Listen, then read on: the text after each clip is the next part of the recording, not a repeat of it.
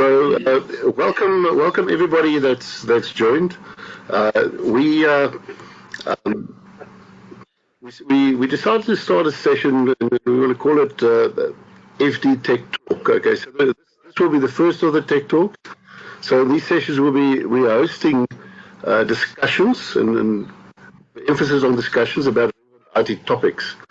We'll address it from a technical viewpoint and not necessarily from a sales or a OEM viewpoint. So we'll stay away from specific OEM discussions. So it's not an OEM discussion. There's an understanding of techies that's involved in various possibly various OEMs but with also a variety of knowledge around the IT environment. So the topic today is the on-prem data center, or the relevance of the on-prem data center. So a lot of people are asking, I mean, will the data center survive? Will the on-prem data center survive? In what format will it survive? And how do we go from here? So this will be the first discussion around data center, and obviously the moment you talk about data center, it's one place of hosting your applications, and the comparison is often a comparison to the cloud. So the new way of delivering IT services most certainly, you have to include some form of cloud into your strategy. So be it private, public, or possibly a hybrid cloud solution. So it's still at this point in time difficult to measure the amount of adoption in the cloud. But even Andy Jassy from AWS, he's basically saying probably about 6% of IT spend is in public cloud at this point in time. But that's just public cloud. I mean, there's a lot of so it depends on the definition of cloud and obviously the definition of enterprise services.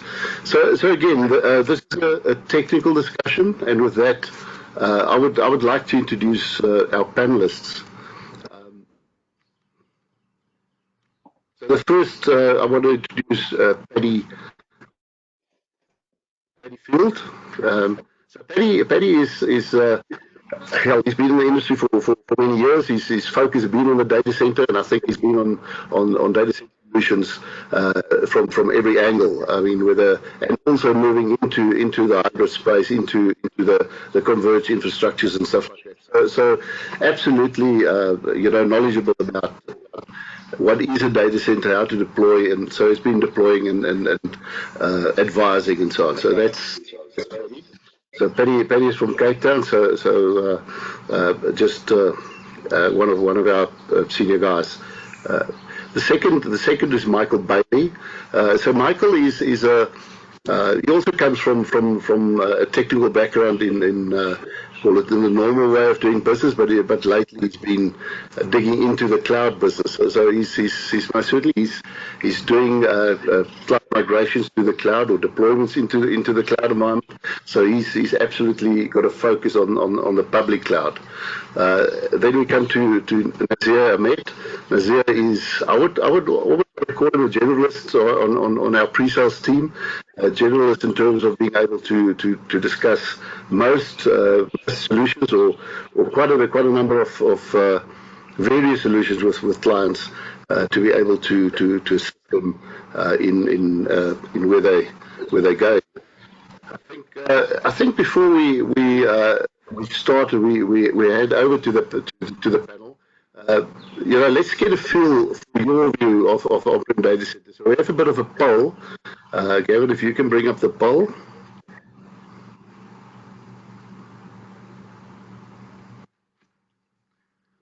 Okay, so we'd like you all to just answer this. I mean, what do you believe is the biggest challenge for an on-prem data center strategy? So think about strategy. What was the planners of a data center? What must they do, and how must they think about their budget going forward? What do they spend on? But what's the biggest challenge for them on an on-prem data center? So you put in your number and submit once you've completed that.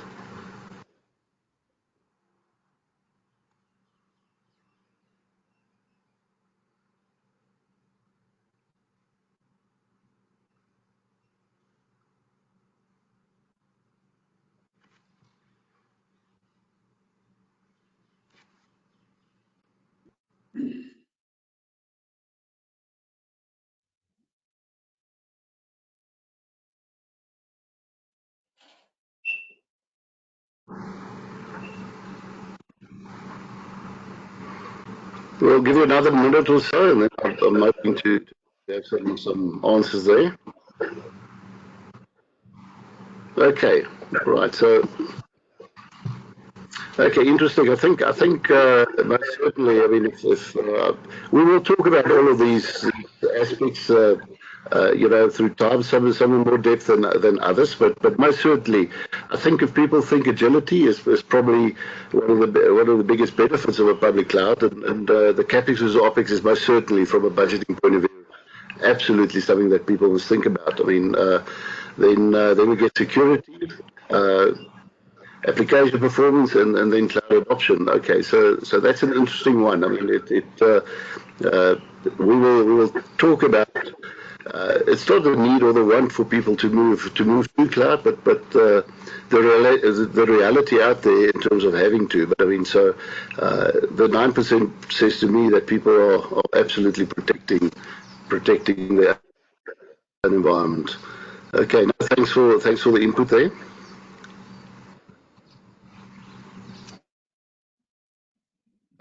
So with that, I mean, I'm going to get the discussion going, and I think I'm going to start with Paddy. I mean, so Paddy, why don't you set the scene by defining the differences between public and private cloud, and how is that different from the traditional data center?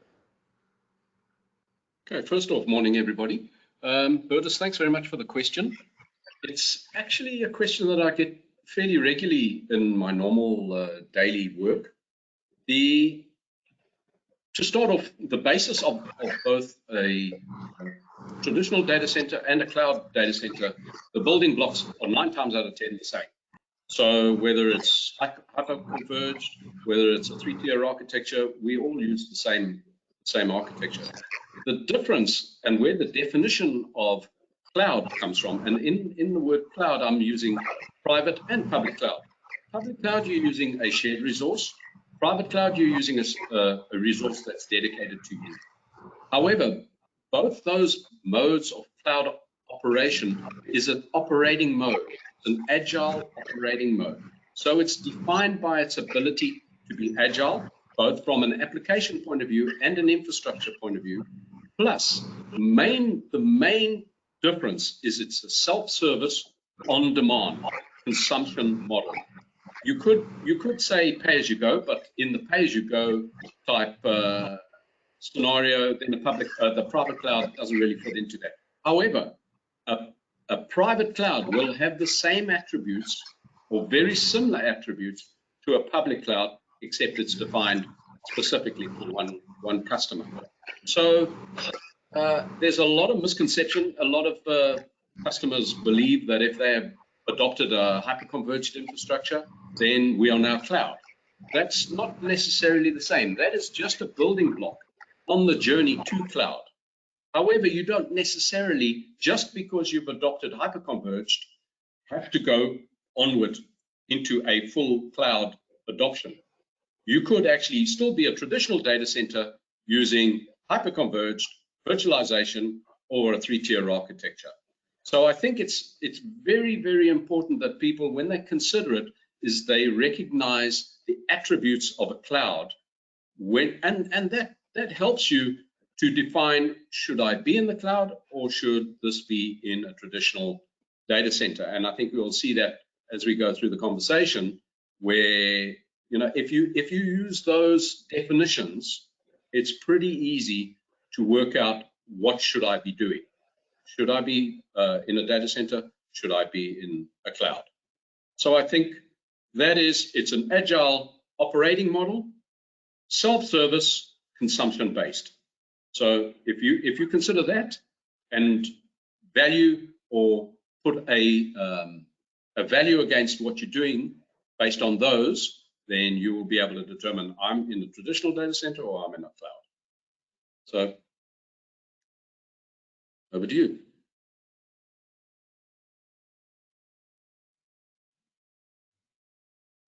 All right. Thanks, Paddy. I mean, we're hoping that people got an idea. I mean, so whether it's a public data center or it's a private data center, it remains a data center, and sometimes we tend to forget that. So maybe over to Michael then for a question there. I mean, so Michael, you've been involved in technology solutions for some years, okay, and lately focusing on cloud migrations and cloud deployments. Your view of why do you think the on-premise data center is still relevant in today's world? Yeah, morning everyone. Thanks for the question, Bertus. So, in my view, the relevance of on-prem data center is a lot about compliance. There's a lot of compliance and regulations that stipulate that you cannot host your data or your applications on shared infrastructure. So especially in financial industry and government, there's those sort of guidelines and regulations that have to be in place. So that immediately makes the on-prem data center still extremely relevant nowadays.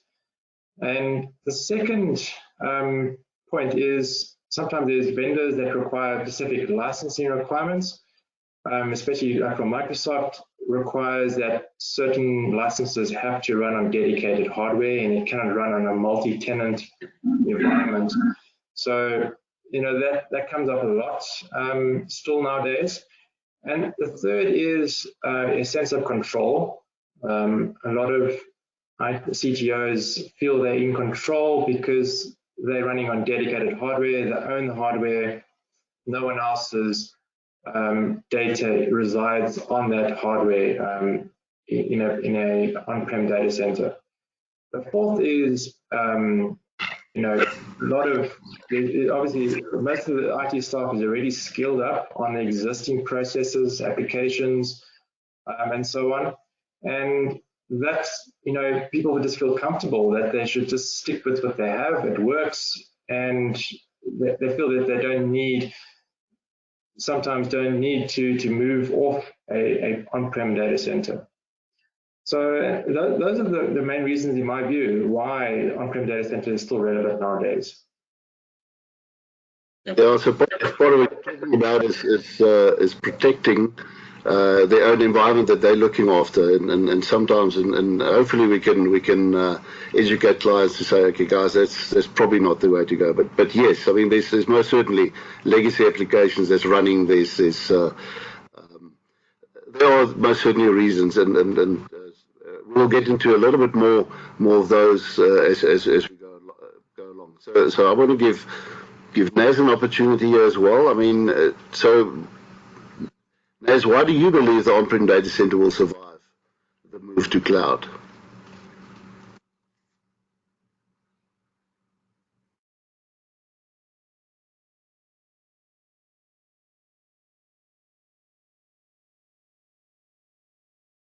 Naz, I think you're muted.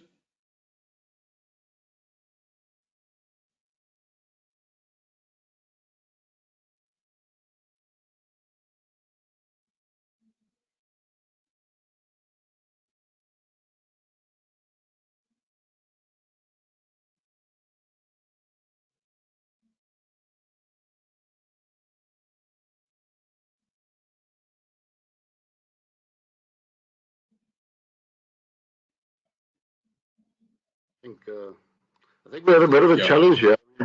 Before we get back to Naz on that note, I mean, so I think he's muted and don't know why. So sorry about the technology. So maybe I'll go over to Paddy and then get back to Naz. So you know, as a traditional data center architect, where do you see the cloud fitting into IT now and in the future? Look, I think really every business that's out there is trying to adopt to current times. They are changing their operating model to meet their customers' needs. It's really all about customers. So it really depends on what your business is doing and what your customer set is as to how you change your operating model from being purely the old traditional data center to a multi-cloud or a hybrid type environment. And it really depends. It really depends on the business.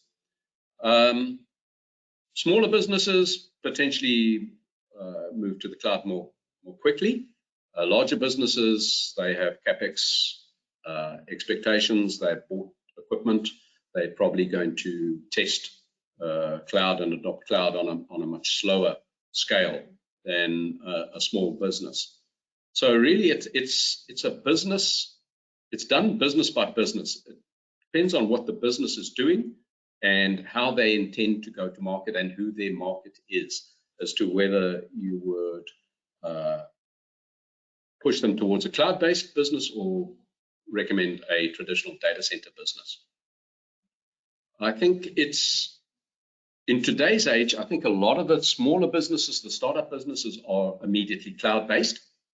And there's a few reasons for doing that, and one of them is potentially CapEx. You know, cloud is OpEx-based, and I'm sure the other panelists will talk about that. And when you're a startup business, 9 times out of 10, you don't have a huge amount of capital to outlay on infrastructure. So it's a really good way of getting a business going. And even that, even if you adopt a public cloud, you can still be a private. You don't necessarily have to have a client that's outside in the general internet. It can actually just be a business. It can, it can be a small business, and that business's IT happens to reside in a cloud, in a public cloud. So it's very flexible, and it really depends on the business as to which model that you would adopt. I hope I answered that.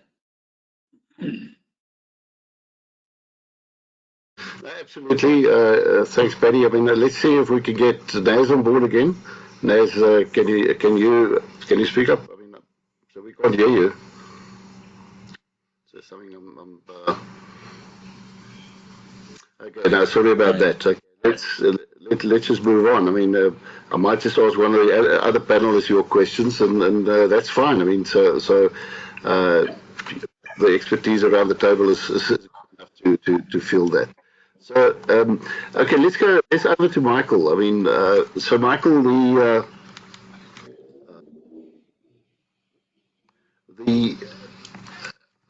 poll was done, and so in the poll we touched on some of the on-prem challenges. Okay, so I want you to comment on those. I mean, what are, and maybe what are some of the other challenges that we have? That companies face when it comes to traditional on-premise IT environments. So I need your comments on that, because you know both sides of the story, but maybe comments on the poll, your own comments as well. Yeah, thanks, Bert. It was quite interesting to see the results of the poll, and interesting to see that agility came up number one. And yes, that is a valid challenge that most customers face when it comes to on-premise data centers. And it's interesting to see that application performance was one of the least of the challenges that customers face. And that leads back to the sense of control, and in an on-premise data center you have control of the hardware, and you've got full visibility. You can trace the application end to end a lot easier on premise. So it's quite interesting. And if you come back to the topic of agility, that's nowadays, especially with a lot of startups, and Paddy mentioned, we spoke about startup companies, and it's a lot easier, obviously, for startups to become more agile, where they can experiment with different technologies a lot easier. And because the fact is they can just terminate whatever they've created in the cloud, and they no longer need to worry about it or pay for it from that point onwards. And yeah, I mean, with regards to other challenges, it's yeah, those are the main challenges nowadays when we refer to on-premise data centers. Yeah, I think that's my view on it, Bertus. Michael, your comment on the application. I mean, so you said, I mean, okay, that should have been, performance should have been one of the high ones. I mean, you're thinking about that. Yeah, so it's, you know, application performance. It's quite a complicated topic on its own. You know, it's when it comes to application performance, you've got a lot to take into consideration. It's the physical hardware or the network latency, congestion that you have to monitor and view, but as well as the application sort of monitoring and, you know, errors within the application. You have to combine both network and application visibility to get an overall view of application performance. So, you know, I've come from a background where I spent a few years on application performance, and it's not an easy you know, industry or a topic to become an expert in, and it can become quite a challenge, you know, quite expensive, because you need quite expensive equipment to monitor application performance. So yeah, it's like I said, in an on-premise environment, you have that little bit more control. Obviously, when, you know, in the public cloud, you create an account and then you immediately have access to so many different services so easily. So it can become a little bit out of control and difficult to manage. So that is why it's, I think, probably the reasons why application performance was less of a challenge on premise, according to the poll. I've got something to add to that, Bertus. Can you hear me? Can you hear me? We can hear Naz now, yes. Sorry, you want to... I just want to add to what Michael has said there, is once you move into the cloud, based on the application performance point of view, you will start using SaaS and PaaS. And with those two, you have your responsibility and your ability to tweak things becomes restricted, because your responsibility is basically for the data that you put on the applications, and you have very little control on how you can control the underlying subset of that application. Whereas if you're on-prem, for instance, if we're running SQL, you know, you have right from the hardware, straight up the stack, right to the data. Whereas if you're using SaaS, SQL as a service, then it's your data is what you have the responsibility for, and you have a limited control over what the actual SQL itself is doing. So I think, you know, that's, from that point of view, I think that's why a lot of people with sensitive applications based on latency, and then the relinquishing of control and giving over that control to somebody else sometimes is a hindrance when it comes to adopting cloud. That's what I found in the data centers. Okay. So just to add to that, I mean, I'm hoping that Naz is with us now. I mean, so Naz, I mean, so a lot of the legacy applications were built for the data center. Okay, so as Paddy said, I mean, there are certain you know, fixed asset where it was running on and all that type of thing. How do you see those type of applications function in the public, or for that the hybrid environment in terms of the cloud? Thanks, Bertus. Look, I think it's very tricky. I mean, you have legacy enterprise organizations, you know, who over the years have done extensive modification on these applications, and it's not just a lift. Look, there's tools out there, but I mean, if you're talking about years of modification, it becomes very complex, right? And it comes back to user experience. So, in my opinion, you know, you got to sweat these for as long as you can, and try and move the smaller applications to the workload, the smaller workloads to the cloud, like your QA and Dev. But in the foreseeable future, I think where you have applications that are heavily modified, they will be on-prem. It also comes back to the whole performance issue, Patrice. I think with these modifications, a lot of the hardware has been spec'd and sort of aligned to the performance of the application. Now, to try and move this application onto newer technology, where you don't have the flexibility of using, the current firmware that you're using on-prem, it's also a huge challenge. So for me, the way to try and move these applications hybridly between the on-prem and the public cloud, I think they will still remain on-prem for now. Yep. Okay, yeah. So I think horses for courses is what you're saying. I mean, some things work better on the one place than some of the other, and that's part of our challenge going forward in terms of this journey to ensure that we know what needs to go where and by when. So maybe Paddy then again. I mean, so we mentioned earlier that only 6% of IT spend is in public cloud. Okay, so if we forget a little bit about the data center, so in your experience, where have you seen the adoption or potential for cloud? Okay, before I answer that question, I just want to go back to what Naz had said. I think we forget that some of these performance applications are not running on Intel platform. They're running on either System Z or they're running on a Unix type platform, which is not portable to all clouds. There are certain clouds that will accommodate it.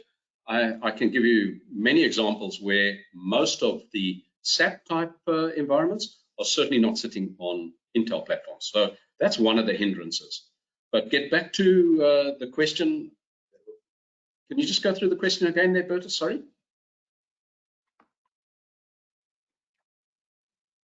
Question is, where do you see the adoption of people of applications going to the public cloud? I mean, so where do people from here, the traditional guys?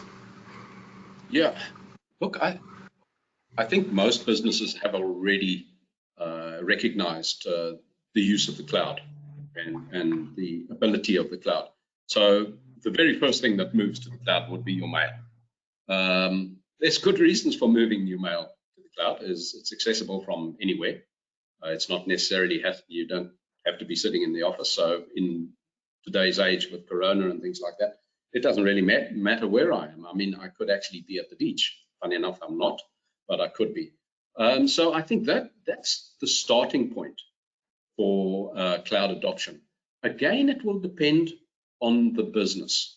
I think the client will actually drive a business's adoption by its consumption. If the client is app-based type consumption, in other words, if the business's client is based on internet type applications, then it's really advisable for a customer, the data center type customer, to start looking at how to offer that service or product via a media that offers a much wider, secure, self-healing platform, and that would generally be the cloud. So going forward, you will see more maybe web services going into the cloud, maybe the back-end high-performance application still remaining on-prem, but you just need to be careful because you need to make sure that you don't get caught with operational costs with egress type data.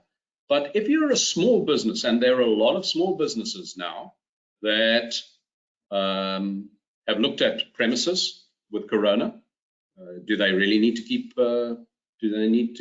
a footprint in town because most of the people are working from home?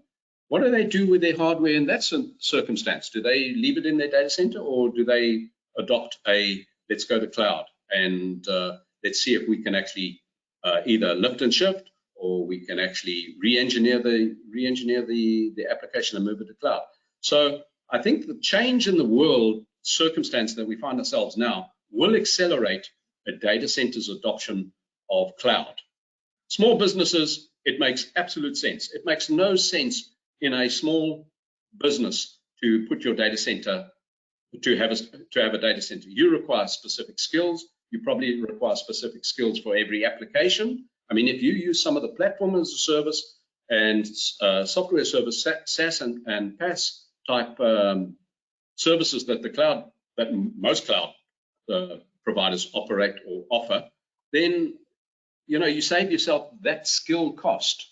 Really, the only responsibility you have is a generalist who can actually make sure that the data is in the right place and that it's all hanging together. In my area, whereas I have a lot of rural farming type environments, they find it more difficult to go to the cloud, and the difficulty that they have is connectivity is not good. Okay, so a lot of them are using radio frequencies for communication. There's no fiber, so they're using tower-to-tower radio. That does not make sense to risk your business in moving to the cloud. It makes perfect sense to put an on-prem data center and DR on-prem. Okay, you might consider using DR in the cloud if the connectivity is great. So it really depends on the business. It depends on where the business is. It depends on the maturity of the business, and it depends on the client base of the business. If the client base is out there, we know that today's generation is driven by apps on your phone. So you're not going to be able to provide that out of your data center, that's for sure. So I think that pretty much answers the question, I think. Yeah, no, absolutely. So, I mean, I actually want Naz to comment on that one. I mean, so if I ask Naz the question, I mean, so it's as Paddy mentioned. I mean, it's not as simple as a switch over to cloud and tomorrow you're running on the cloud. So it's not that simple. I mean, so what advice can you give clients regarding the approach? Or I mean, where do they start? I mean, so not thinking of it from a commercial point of view, but from a practical point of view, from a technologist. I mean. What's your view on that, and how would you advise clients on that topic? Yeah, so look, I'm going to coin that phrase. It's definitely a journey to the cloud, and it has to be thought out properly. So there has to be a strategy. There has to be a clearly defined framework in place. There has to be a whole bunch of project management that's attached to all these processes. I think as an enterprise, you first need to develop a deep understanding of your own infrastructure and applications. Yeah. So take inventory of your processes, your data, your workloads, and applications, and then go back to the table. Are we ready for the cloud? Is our applications cloud ready? Because not all applications and workloads can or will move to the cloud. That's where we see the whole hybrid model working well.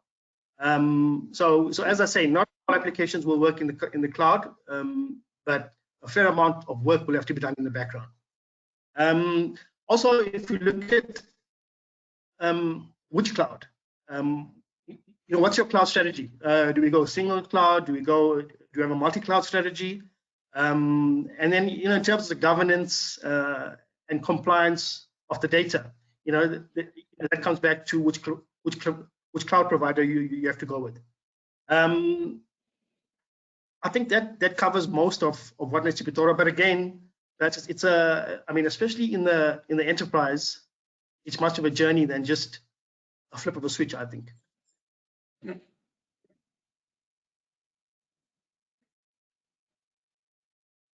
So Michael, yes, I mean, in terms of moving to the cloud, and I think it comes to the reasons for that. I mean, so some clients are telling us that they have a private cloud. I mean, they don't need public cloud. I mean, so maybe this is time to punch you. What are the advantages of moving applications to the public cloud versus having it in a private cloud environment? What more can I get out of it? I mean, we've touched on a lot of some of the challenges in the data center, but also a lot of the benefits in a data center environment or in a private data center environment. Let's rather call it that. I mean, we all know the public clouds also run in proper data centers, but what does the public cloud give those clients to trigger them to start their journey to the cloud? Yeah, well, to be honest, with the whole COVID pandemic that started last year, it's actually forced a lot of businesses to diversify their main source of revenue. If you look at, for example, the airline industry, they have forced to take on more of a cargo business to keep their planes in use, and by adopting new business avenues, they've had to adopt new systems rapidly, really quickly. And if you're stuck in an on-prem data center, you don't have that ability to just quickly try out a new ordering system or a new business CRM system quickly, to take on that new business avenue that a lot of companies have been forced to take on.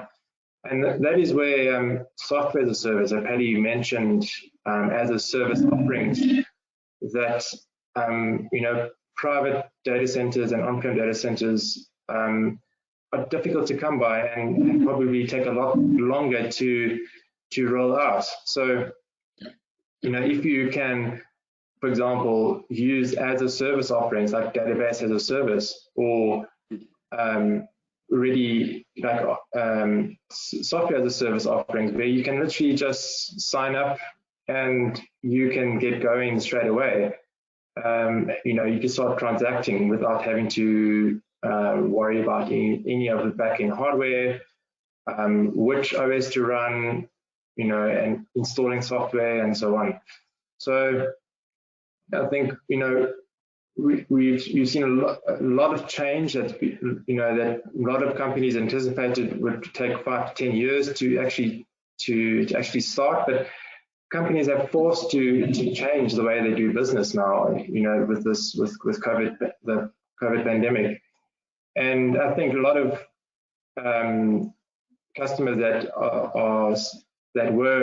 had a view to stick to on-prem data centers, they realize that there are certain limitations that they just have to look or adopt new technologies. And I think that's a lot of companies have seen that benefit. Okay, so I think one of the things that we haven't totally addressed, is obviously cloud migration. A lot of the advice that you're giving people is that when there's new applications or cloud ready applications, go and use them. Paddy mentioned Office 365 as an example. Why do you need your own server? That's most certainly, and manage it yourself, type of thing. Those are some of the applications I think it's an easy one to be able to manage that, or to move to the cloud environment and so on. So I think what we need to do going forward is have a discussion around, more discussion around the cloud journey, how to get to the other side if you need to get to, or how to adopt a multi-cloud strategy. So our thinking is to use these sessions to go into a little bit deeper into some of those topics. Some of the topics might be security, it might be application performance, it might be most certainly migration strategies and so on, and when do you do what. So we will most certainly have more of these sessions in terms of addressing some of those issues.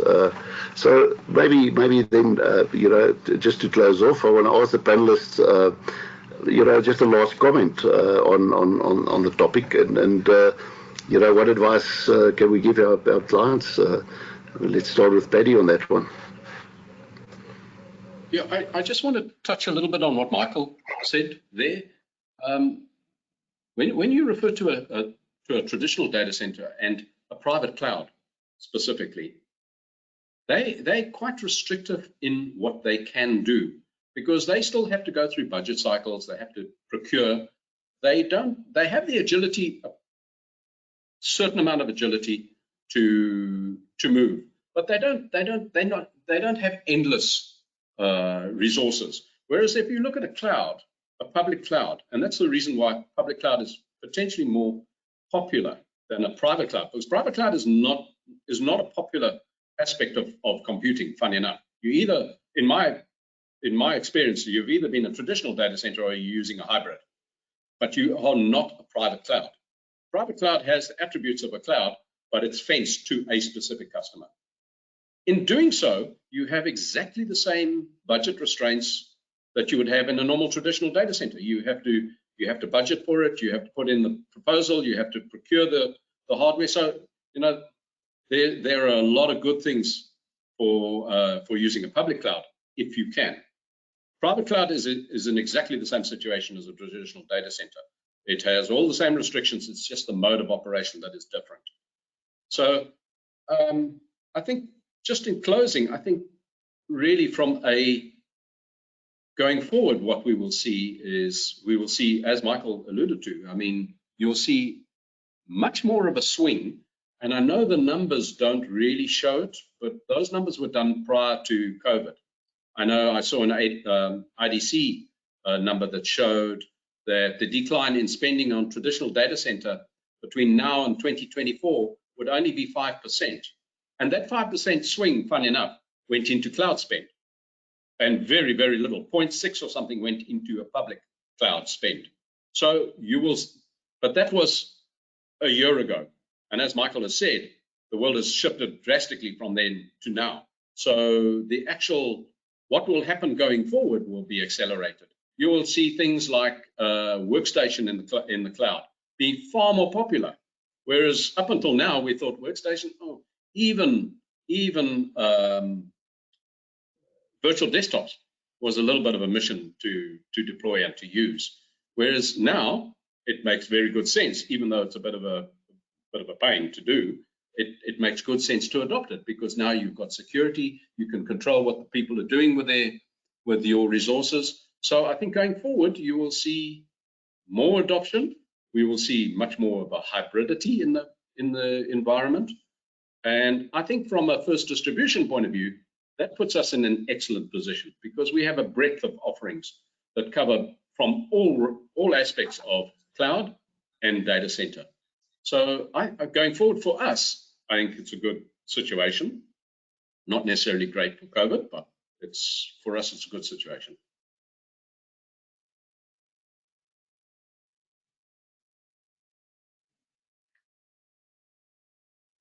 Michael, would you like to add to that comment of Paddy's? Just a closing statement, please. Yeah, so like Paddy was saying, on-prem data center is still relevant because of certain applications that just fit or run better on-premise. But then there's also the other side of a lot of businesses where they want to experiment and try new things. And we have touched on or just mentioned the word hybrid cloud, and in reality, or going forward, hybrid cloud is going to become very popular, because companies are going to they're going to be on premise, still be on premise, but they're also going to be multi-cloud, and in that way, that's where hybrid cloud comes in. So in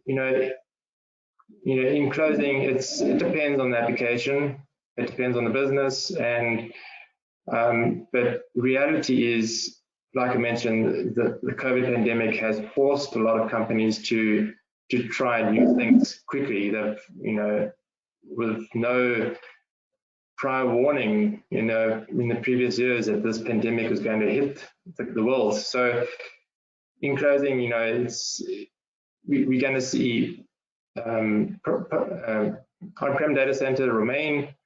Public cloud is going to start becoming more and more popular, and then obviously hybrid is going to kind of bridge the gap between the two. Okay, no, thanks. Thanks, Paul. Naz, the last word from your side. I think Paddy hit the nail on the head, right? In that, I mean, I also saw some IDC data where they said that on-prem infrastructure will still sell, come the second half of the year, a little bit more than the public cloud. But then again, it's not a black and white sort of answer, all right? I mean, I think the public cloud space here has matured well, and will keep on maturing. Will be more accessible to the enterprise, in terms of the points that we discussed earlier, be it what compliance, what security, governance, or lifting and shifting. So I think we get there, but for now, just to allude to what Michael and Paddy said, I think the hybrid mode would be best suited, for your high-end enterprise customers. Thanks, Naz. So yes, I want to thank everybody that was on the call today that you spent a bit of time with us. Thanks to the panelists, Michael, Paddy, and Naz. I mean, for your inputs. So anytime, I mean, if you have questions, I mean, you know where to go for questions to these three guys. But I mean, we have a bigger audience of technical guys that we can help you to assist. So just for the audience, I mean, the session today was an internal session. I know there was a couple of clients on the session.